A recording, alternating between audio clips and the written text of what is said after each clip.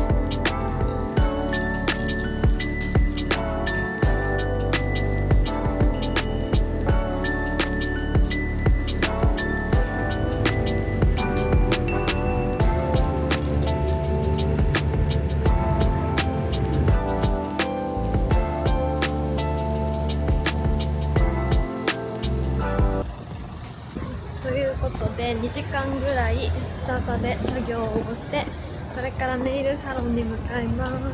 なんかスタバアメリカーノ頼んだら一番小さいサイズののになみなみに入れてくれて、結構長いできました。ということで、どんなネイルになるんでしょうか。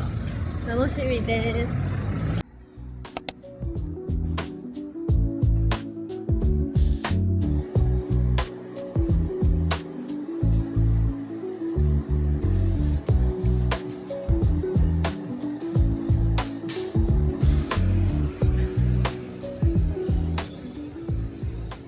ということで、今ネイルが終わりました。なんか全然希望とかあんまり考えないで、その場で選んだら結構シンプルになりました。でもシンプルなの好きだし、料理するから結構短くしてもらえたのも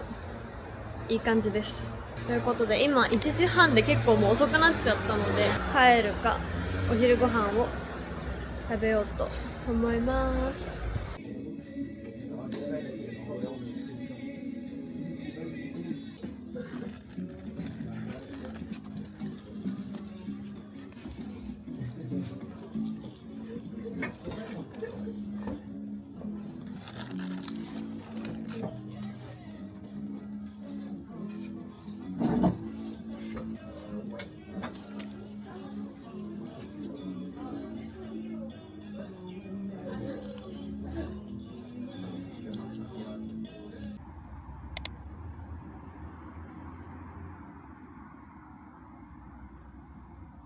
皆さんこんばんは、エレナです。もうすっかり夜になってしまいました。語学学校から帰ってきてと言いたいところだったんですが、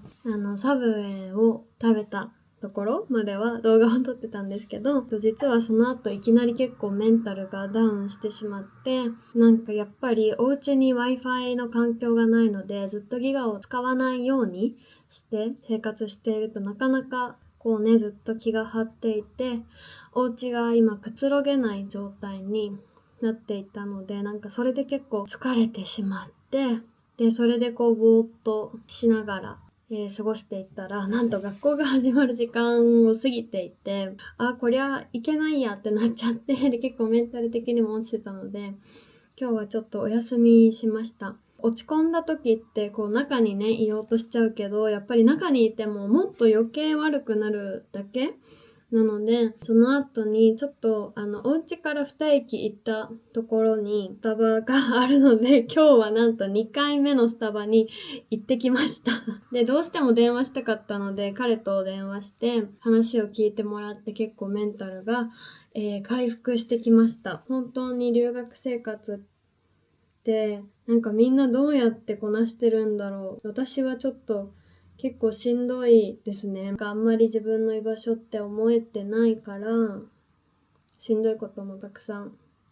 ありますね。で、私はなんかそのクリエイティブというか、何かを作ったり何かアウトプットをしてる方が落ち着くんですね。ただそれが今お家でできてないっていうのがすごいストレスで、私はそこがストレス発散法だったんだって最近改めて気づいたので、それのためにやっぱり Wi-Fi は必要だなって思います。本当に毎日もうジェットコースターのような感情です。本当にパリに来れて嬉しいって時もあれば、もうなんでこんなとこにいるんだろうみたいな。でもやっぱり私が一度来たいって思った場所だから、